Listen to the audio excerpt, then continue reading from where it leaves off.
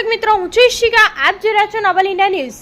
આજના મુખ્ય સમાચાર. છોટાઉદેપુર જિલ્લાના કેવી રીતે બનશે ગુજરાત? બસમાં ઘેટા વકરાની જેમ વિદ્યાર્થીઓ ભરવામાં આવે છે.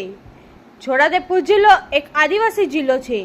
આદિવાસી બાળકોને સારું શિક્ષણ મળે એ હેતુથી ગુજરાત સરકાર દ્વારા કરોડોના ખર્ચે આદિવાસી વિસ્તારમાં મોડેલ શાળાઓ ચલાવવામાં આવે છે.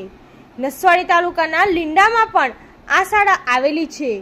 ગામના બાળકોને અપડાઉન માટે એસટી બસો મૂકવામાં આવેલ છે, પરંતુ તંત્રના અનગઢ વહીવટના કારણે ક્ષમતાથી વધુ વિદ્યાર્થીઓ બેસાડવામાં આવે છે. બાળકો ઊભા મુસાફરી કરવા મજબૂર બને છે. થોડા દિવસ અગાઉ તો ડ્રાઈવર એના મનસ્વી રીતે બાળકોને અડધે રસ્તે ઉતારી દીધેલ, જેથી તેને ઘરે જવા માટે 5 કિલોમીટર ચાલવું પડ્યું હતું.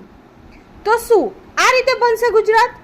પ્રવેશોત્સવના તાઇફા બંધ કરીને વિદ્યાર્થીઓની સુવિધા પાછળ તંત્ર ધ્યાન આપશે તો બાળકોને સારું શિક્ષણ મળશે. ઉચ્ચ અધિકારીઓ ધ્યાન આપે એવી લોકોની માંગ. નસવાડીથી ધર્મેશ ભીલનો રિપોર્ટ. ધન્યવાદ.